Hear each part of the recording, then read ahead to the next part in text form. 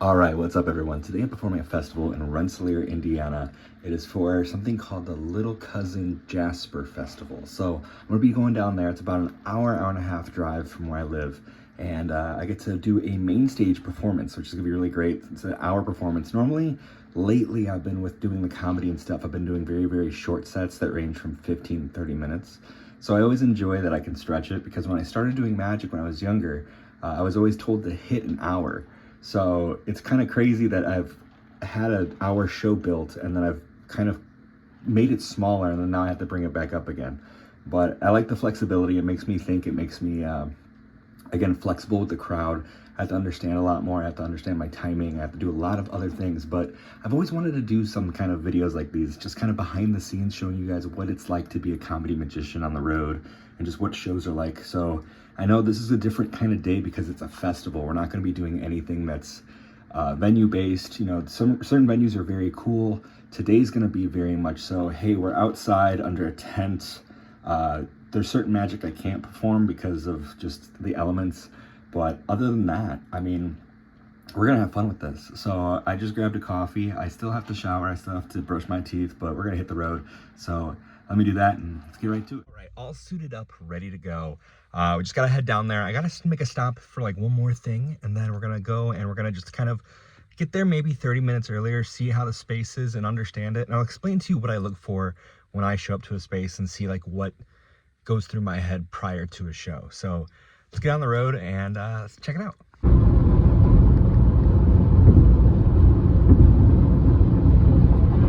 All right, so I made it to Rensselaer. I'm here and I got to figure out where the stage is. That's the main thing, and also my point of contact.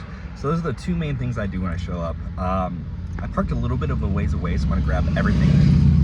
Usually I don't grab everything. Usually I keep it in the car and then I figure out where I'm going. But because of this, I'm just kind of bouncing around a lot. So let's see where we go. The festival booth and pick up an agenda or itinerary. All right, so this is the stage I'm performing. I like it because there's no one behind me. So normally when I do shows like this, there's somebody behind me.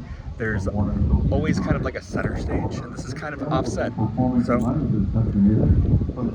unload, park only. Okay, I just gotta figure out. I want to make sure I'm in the right spot, but let's get everything unpacked and get it ready to go. All right, not a bad setup. Small stage, but I definitely feel like I just got to pull everybody from these areas. There's also a food court on the other side of a river where everybody's kind of hanging out at. So I need to somehow pull everybody from there to over here. But yeah, most of the time, like you want to look for things like, is there anybody going to be behind you? Are there any restrictions to performing? For instance, it's a sunny day, no breeze. So it makes it a little bit easier to perform. There are times where I performed and it was like windstorm and it's horrible, but let's get set up and get going. So this is the difficult thing about shows, that this is my green room for today. It's literally just the back of the stage. Sometimes you get cool places, sometimes they give you a trailer. Today it's just the back of the stage, so I get to just duck down here and get set up, and then we're gonna get ready into the show. I'm not gonna show too much of the show. I wanna show you guys more of the what happens other than the show. If you wanna see a show, come out. All set. Getting all these bleachers filled. All right, the show wasn't too bad. It was one of those ones that you really had to fight for the crowd, but I mean, there's always once in a blue moon of that. There's a lot of times where people don't know how to take magic. There's a lot of the magic that is very much so, hey kids, and a lot of magic that's a little bit more for adults. So I mean, it's just a matter of finding where they're at and having fun with it. You know, the setup was a bit different. It was a lot, there was distance between me. There was like a dance floor kind of feel to it because there's a musician coming on after me. So there was like a pit and nobody wanted to sit in the pit. Everybody was sitting in the bleachers a little bit away. So I mean, those are little things that you have to worry about and kind of understand and maneuver when you're performing. A lot of crowd control. I definitely had to spend a couple minutes trying to get everybody wrangled up to get the show going. But I mean, I enjoy these moments because it makes me appreciate when things go right. If that makes sense. Like if I do like a theater show, you don't really have to fight too much for the crowd. They're there for you. This teaches you a lot about appreciating moments. And even then, like no one has to come to your show. No one has to come see you. So these are one of those things where, you know, if you can get a handful of people to stop for you. I mean, we had a good 20 people pop up for this, but I mean, it's one of those things where know, it makes you really appreciate that you can make people stop to watch you and just enjoy magic. So right now I'm going to go walk around the fest and see what food I can get. I know someone said there's a good barbecue pulled pork burger, which I don't know if it's a burger with pulled pork on it or what, but it's definitely got to run. I wish I could have showed a little bit more of the show. I've been trying to record shows that are longer. Again, this was an hour show, so I didn't want to have like an hour-long recording to sift through.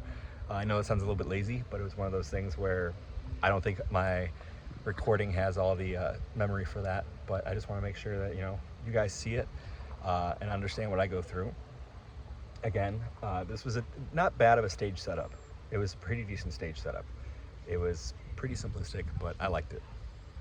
So this is the stage I was performing here on the left. So the biggest issue is the fact that when you perform, you're hidden in a corner. This is actually the main stage, but it is also far away from the rest of the fest, facing the other direction. So that was kind of just a thing you want to kind of map out and know, hey, maybe I should walk around and do magic for people and then bring them to the stage. All right, and don't take what I'm saying as a negative. Every show's different, every layout's different. A lot of people don't know about how layouts work and how stages work and how stuff like that works. So it's very much, because you, as an entertainer, you're doing it all the time.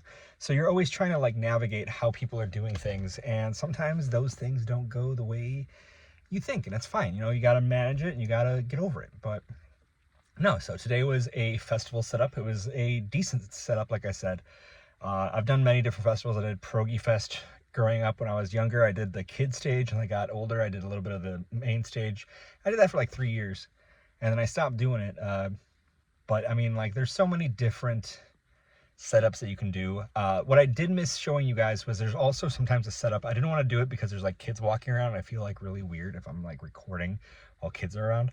But what it was in the center, there was a stage kind of setup where it's a tent, and all the way to 360 had people. And that's kind of like one of those like dead man stages for magicians, because it's like you don't want to be surrounded 360. So sometimes they have those, and it's really rough to perform. I've been very flexible with how I do my shows, so there's ways to get around it. However, though, if you have a set kind of show, like for instance, I showed up today, and when I saw the stage, I knew kind of what tricks I wanted to do. And I think that's one thing that really upsets I mean, it doesn't matter what other people think, but it upsets certain people because they're like, hey, like, what is your show entailing? Like, what are you specifically doing? Because there's certain places that want specifics.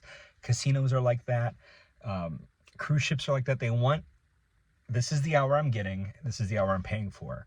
Whereas sometimes I like to work off and just like see like, oh, hey, like I'll go completely ADHD and like start talking about other things and start doing like side quests when I'm on stage.